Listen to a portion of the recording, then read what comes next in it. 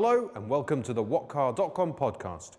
As well as a roundup of the latest news, I have co-presenter Roger Stansfield here driving the Peugeot 308cc. More motor industry job losses to report this week, I'm afraid, as BMW announces, after a long line of other car manufacturers, that it's cutting production and staff numbers as sales slump. After Aston Martin, Honda, Jaguar, Land Rover, Nissan, Peugeot, Toyota and Vauxhall, BMW has announced that an entire shift of almost 1,000 workers is being cut from the Mini factory in Oxford. Enough of that, over to Roger Stansfield now with the wind in his hair. Welcome to the French Riviera, a favourite watering hole of the British since Victorian times. We like to take in the sea air while promenading along the shores of the Mediterranean.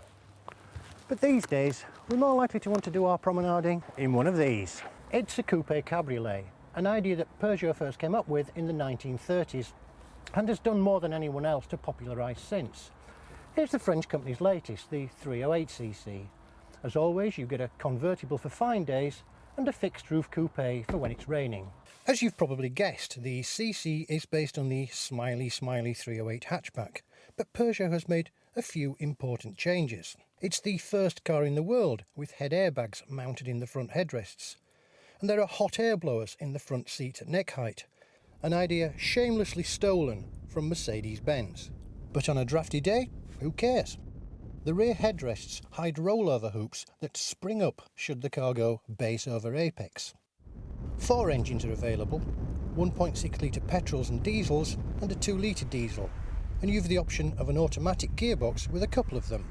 The suspension has been retuned to suit the CC's increased weight, and the whole car sits a bit lower than a 308 hatch to give it a more hunkered down feel. The problem with some cars like this is that they have fat bottoms to make space to stow the roof, and they lose any real semblance of practicality once the roof is down. Then there's the drive.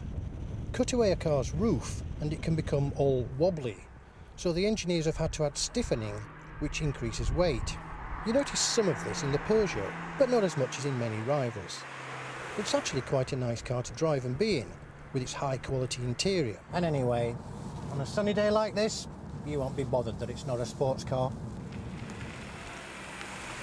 If it's the sort of thing that takes your fancy, it'll be available from June from around £19,000. Then all we need is the weather. Need to get your tax-funded banker bonus home safely?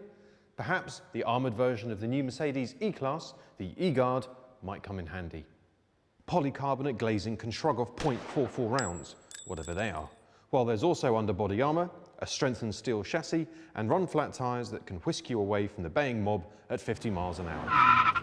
Yours for around £40,000 plus VAT, on top of the price of the basic E-Class you choose. The Geneva Motor Show is just around the corner, so the deluge of new cars is well underway. Skoda will unveil its new Yeti 4x4, while Mitsubishi is lining up its i-MiEV electric car. Porsche has finally shown us the interior of the Panamera, and BMW is ploughing ahead with the rather bizarre 5 Series Gran Turismo.